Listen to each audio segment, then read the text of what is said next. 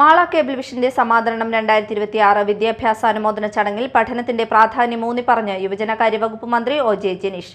നന്നായി പഠിക്കുക എന്നത് ഈ കാലത്തെ ഏറ്റവും വലിയ രാഷ്ട്രീയ പ്രവർത്തനമാണെന്നും പരീക്ഷാ സംവിധാനങ്ങളിലെ അനീതികൾക്കെതിരെ പ്രതികരിക്കണമെന്നും മന്ത്രി പറഞ്ഞു. മാള കേബിൾ വിഷൻ സംഘടിപ്പിച്ച സമാദരണം 2026 ചടങ്ങ് യുവജനകാര്യ വകുപ്പ് മന്ത്രി ഒ.ജെ. ജനീഷ് ഉദ്ഘാടനം ചെയ്തു.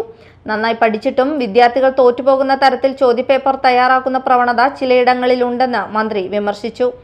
നീറ്റ് പരീക്ഷയെ ഉദാഹരണമാക്കി അത്തരം രീതികൾക്കെതിരെ പ്രതികരിക്കേണ്ടി വരുന്നതും രാഷ്ട്രീയ പ്രവർത്തനത്തിന്റെ ഭാഗമാണെന്നും അദ്ദേഹം പറഞ്ഞു.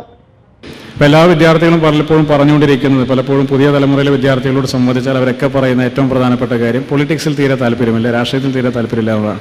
ഞാൻ SSLC +2 കഴിഞ്ഞിരിക്കുന്ന സമയത്ത് നിങ്ങളോട് വന്ന രാഷ്ട്രീയത്തെ പറ്റി പറയുന്നതല്ല, പൊതുവിൽ രാഷ്ട്രീയത്തിൽ താല്പര്യമില്ല എന്ന് പറയുന്ന ആളുകളാണ് പൊതുവിലുള്ള എല്ലാ വിദ്യാർത്ഥികളും. പക്ഷേ നിങ്ങൾ മനസ്സിലാക്കേണ്ട കാര്യം, നിങ്ങളിപ്പോൾ ഏറ്റവും നന്നായി പഠിച്ച് ഇവിടെ വന്നിരിക്കുന്ന വിദ്യാർത്ഥികളാണ്. നിങ്ങൾ നടത്തിയതും ഒരു തരത്തിൽ ഇതൊരു രാഷ്ട്രീയത്തിൻ്റെ ഭാഗമാണ്. കാരണം നന്നായി പഠിക്കുക എന്ന് പറയുന്നതും ഒരു രാഷ്ട്രീയ പ്രവർത്തനത്തിൻ്റെ കൂടി ഭാഗമാണ്. കാരണം നിങ്ങളാക്കി ഇവിടെ കൊണ്ടുവന്നിരുത്തുന്നതിൽ ഈ സിസ്റ്റം ചെലവഴിച്ചൊരു സമയമുണ്ട്, അതിനുവേണ്ടി ചെലവഴിച്ച ഒരു പണമുണ്ട്. ഇപ്പോൾ സർക്കാർ എയ്ഡഡ് സ്കൂളുകളിൽ പഠിച്ചു വന്ന വിദ്യാർത്ഥികളാണെങ്കിലും അതല്ല സ്വകാര്യ മാനേജ്മെൻറ്റുകളാണെങ്കിൽ കൂടി നിങ്ങളുടെ മാതാപിതാക്കളും നിങ്ങളുടെ ചുറ്റുവട്ടമുള്ള ആളുകളും ഈ സമൂഹമൊക്കെ തന്നെ ഇതിൻ്റെ പുറകിൽ ഇൻവെസ്റ്റ് ചെയ്ത ഒരു സമയവും പണവും പിന്നെ മറ്റ് സൗകര്യങ്ങളൊക്കെ ഒരുപാടുണ്ട്.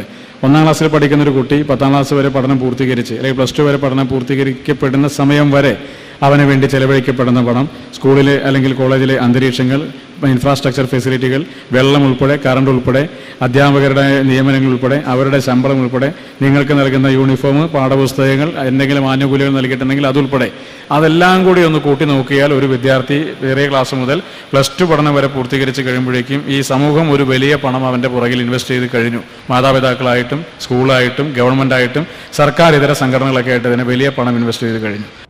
KCCL chairman PP Suresh Kumar അധ്യക്ഷത വഹിച്ചു. ചാലക്കുടി MP ബെന്നി ബെഹനാൻ മുഖ്യപ്രഭാഷണം നടത്തി.